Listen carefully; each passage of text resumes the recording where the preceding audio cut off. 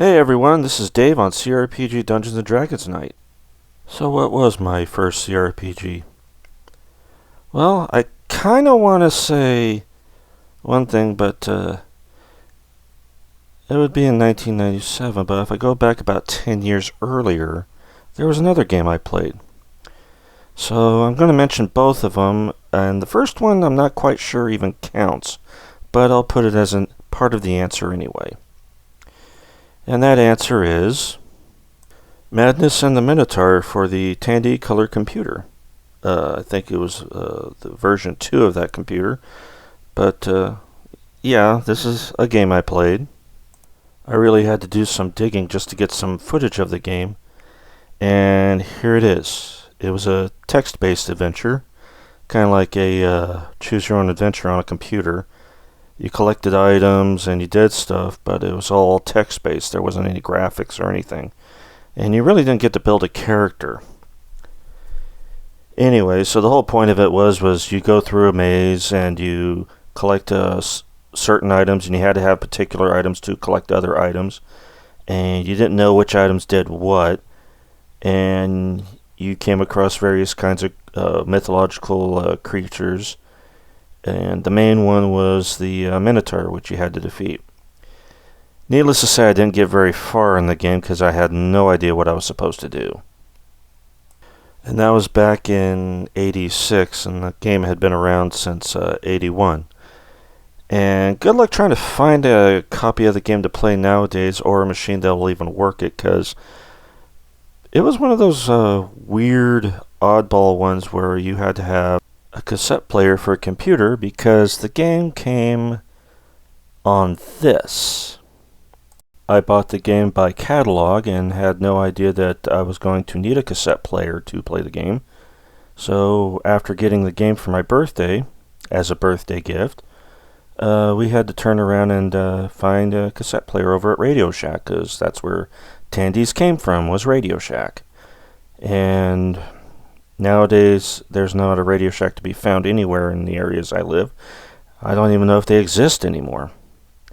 But, yeah, so playing this game was a bit of a chore, and just to get it to play. And then finally, once I got to play it and realized it was just text-based, I was kind of disappointed, but at the same time, it was also kind of interesting to play because it really got me to think.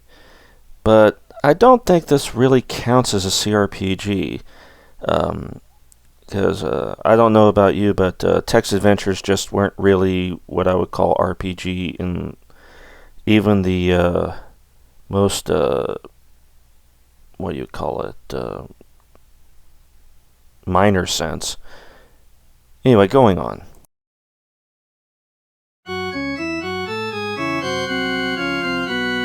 Now, if we're talking about a game that had all the CRPG bells and whistles, character creation, graphics, dungeon to explore, and treasure to be found, the very first CRPG I actually played was Wizardry Gold. And it was awesome. This game had everything. It had space travel. At the beginning, you were on a different world. You had an entire world to explore. I mean, not many RPGs of the time really gave you a world to explore. I mean, like Final Fantasy, you got on a world and all, but you really weren't given a incentive to really explore. There wasn't really anything to really find that had nothing to do with the plot. It was always something plot related you found. Here, not so much. A lot of the time, you'd run into an item and have no idea what to do with it. So what's the story? Well, apparently this guy shows up when you're at the bottom of a dungeon, if you hadn't played the part 6, which apparently was at a cliffhanger. And unfortunately, since I didn't play 6, I didn't get to see the cliffhanger, so I got the opening with this guy. He drones on about a magical item being found, and because magic item was found, a planet was found, and evil bad guy go to find a place called Lost Guardia. Now it's up to your party of adventurers to go stop him, maybe join with him, or the other factions that happen to be also exploring the planet. And that's the more interesting part about this game. Based on the group you join, or the actions you take against other groups, defines the ending of the game.